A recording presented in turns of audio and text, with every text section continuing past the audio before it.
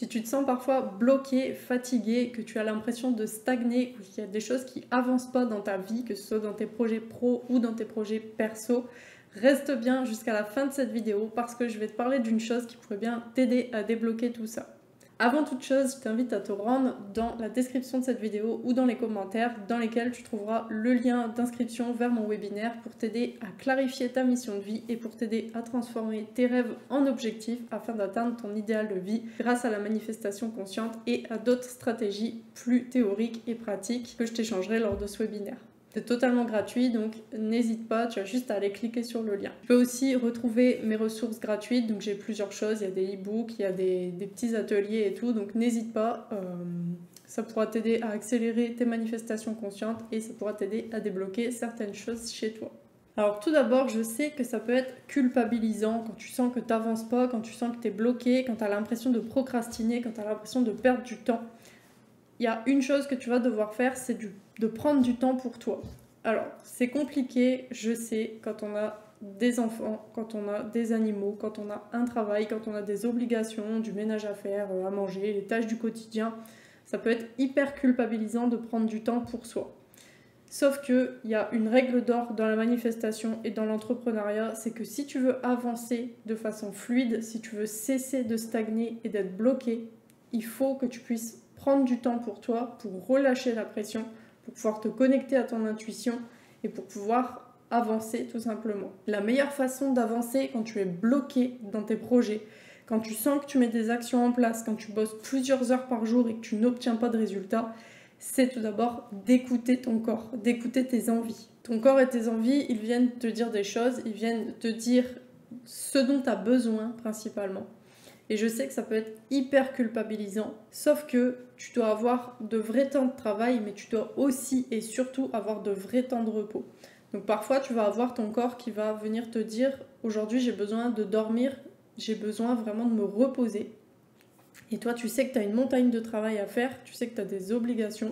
Alors bien sûr, quand on est salarié, on ne peut pas dire désolé, aujourd'hui, je ne viens pas travailler, sinon forcément, au bout d'un moment, on perd son travail. » Ça, j'en suis totalement consciente. Mais ce qu'il va falloir observer, c'est quand tu prends si tu es salarié, quand tu prends des vacances, est-ce que vraiment tu te reposes? Est-ce que vraiment tu prends du temps pour toi? Est-ce que vraiment tu écoutes tes envies? Si tu as envie de regarder une série, est-ce que tu le fais? Même si tu as du ménage à faire, même s'il y a du rangement à faire, même s'il y a plein de trucs à faire, tu as l'impression qu'il y a une montagne de choses à faire, mais que toi tu as absolument envie de regarder une série ou tu as absolument envie de prendre un moment pour aller au spa ou ce genre de choses, est-ce que vraiment tu le fais? Et si tu le fais, est-ce que vraiment tu le fais pleinement ou est-ce que quand tu es en train de faire ça, regarder ta série ou te détendre au spa, tu es en train de te dire, tu culpabilises parce que tu te dis ah ouais mais non parce que j'ai ça à faire et j'ai ça à faire et ça va pas aller, tu es dans un état de stress et il n'y a rien qui va et là tu es encore plus crispé qu'avant d'avoir pris du temps pour toi. C'est pour ça que je disais juste avant que c'est hyper important de prendre des vrais temps de travail et des vrais temps de repos. Quand tu prends des vrais temps de repos, quand tu prends vraiment le temps d'aller te promener, de prendre l'air, de te reposer, de dormir si tu as besoin de dormir, d'aller au cinéma si tu as envie d'aller au cinéma, d'aller à la piscine si tu as envie d'aller à la piscine, d'aller faire du cheval, d'aller peu importe, faire ce que tu as envie de faire et ce que tu sens que ton corps te dit qu'il a envie et besoin de faire, tu vas juste être beaucoup plus efficace après quand tu vas travailler et en plus, tu vas accéder à ce qu'on appelle des actions inspirées. Parce que quand tu prends du temps pour toi, ça te permet déjà premièrement de faire le vide dans ta tête, mais aussi de te reconnecter à ton intuition. Et quand tu te reconnectes à ton intuition, c'est beaucoup plus facile de savoir ce que tu dois faire au moment où tu dois le faire. Et il y a autre chose qui est hyper intéressant, c'est que tu as aussi accès à une inspiration beaucoup plus grande. Donc par exemple, si tu es entrepreneur et que tu dois rédiger un post ou rédiger un email ou créer du contenu, faire quelque chose, le fait d'avoir pris du temps pour toi, le fait de t'être reposé, d'avoir écouté tes besoins avant de te mettre corps et âme dans ton travail, ça te permettra d'être inspiré. Donc déjà, tu vas travailler beaucoup plus vite, tu vas travailler beaucoup plus efficacement, tu vas être dans une énergie bien meilleure, donc tu vas attirer grâce à ton contenu des choses bien meilleures, tu vas attirer beaucoup plus d'abondance parce que quand tu vas rédiger ton contenu, tu vas être dans l'abondance puisque tu seras dans l'inspiration, les choses vont se faire de manière fluide, de manière facile. Donc ce que tu vas recevoir en retour, ça va être exactement la même chose. C'est pour ça que c'est hyper important de vraiment prendre le temps pour soi, de s'écouter et d'ailleurs d'écouter aussi ce qu'on a envie et ce qu'on n'a pas envie de faire. Parce que tout ce qu'on va faire à contre-cœur, tout ce qu'on va faire qu'on n'a pas envie de faire, qu'on n'aime pas faire, je dis pas qu'on va absolument toujours faire ce qu'on veut, parce que au début, quand on se lance, il y a forcément certaines choses qu'on n'aime pas faire, qu'on doit faire par manque de moyens ou par manque de possibilités. Néanmoins, plus tu vas prendre ce temps pour toi, plus tu te rendras compte que tout va se faire très facilement, et plus tu seras dans la bonne énergie pour faire les choses, plus les choses se feront de façon facile et te reviendront aussi de façon facile. Et pour prendre un exemple très concret, par exemple, si tu es un entrepreneur et que tu as besoin de poster sur les réseaux sociaux pour communiquer, je t'invite déjà à choisir la façon de communiquer que toi t'aimes, dans laquelle toi t'es le plus à l'aise, dans laquelle tu t'amuses, dans laquelle tu prends du plaisir à le faire. Moi, c'est les vidéos YouTube. J'adore faire des vidéos, j'adore partager, c'est spontané, ça me prend pas beaucoup de temps. Alors, contrairement à ce qu'on pourrait penser, parce que souvent les personnes qui font des vidéos YouTube disent oui, ça me prend 4-5 heures de montage. C'est vrai, ça peut prendre 4-5 heures de montage, et il y a des personnes qui aiment faire 4-5 heures de montage. Moi, la façon dont j'aime faire des vidéos, par exemple, au début, je prenais juste mon téléphone, je le posais, je racontais quelque chose dont j'avais envie de parler, quelque chose que j'avais envie de partager à un moment donné.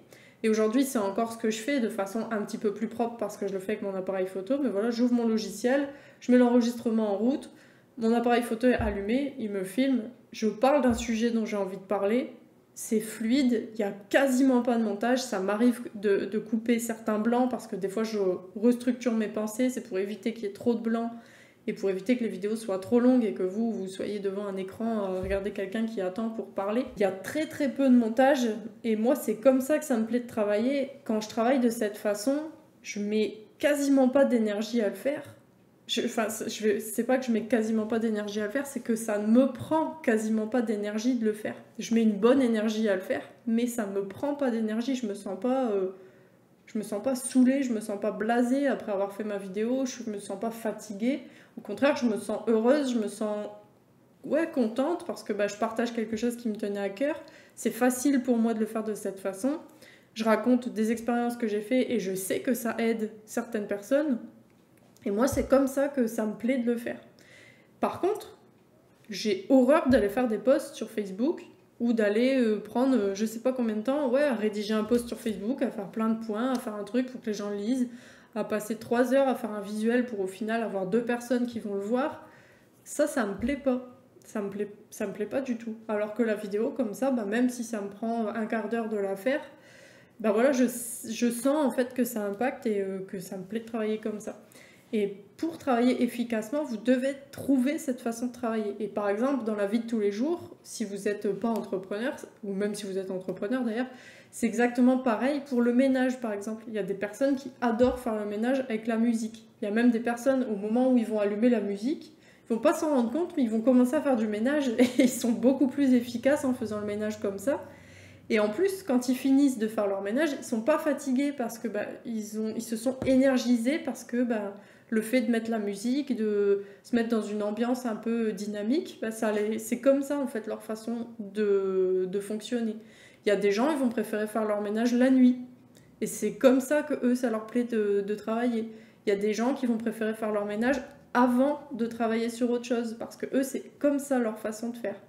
Enfin bref, il y a toutes sortes de façons de faire toutes sortes de choses. Le plus important, c'est de trouver ta façon de faire, celle qui, toi, va te plaire le plus et celle qui va te porter, t'énergiser le plus. Et tu verras que quand tu fais comme ça, que tu te mets dans la bonne énergie pour toi faire les choses, déjà, tout est beaucoup plus fluide, tu es beaucoup plus productif, tu te sens beaucoup plus en forme. Et puis, tu attires aussi à toi exactement les mêmes choses. Donc, au niveau de la manifestation consciente, c'est hyper intéressant d'être dans ces énergies. Donc, en bref, prends soin de toi, prends du temps pour toi. Écoute-toi, c'est hyper important. Peu importe les obligations que tu as, on n'a qu'une vie. Et la chose la plus importante dans ta vie, c'est toi-même. Donc écoute-toi profondément et sincèrement. J'espère que cette vidéo t'aide. En tout cas, n'hésite pas à me laisser en commentaire si toi tu as des blocages dans la vie, qu'il y a des choses où tu n'arrives pas à avancer, que tu trouves pas ta façon de faire. Je me ferai un plaisir de t'aider, donc n'hésite pas à laisser un petit commentaire, un like si cette vidéo t'a plu, et n'hésite pas à t'abonner pour voir plus de vidéos sur la chaîne. À très bientôt.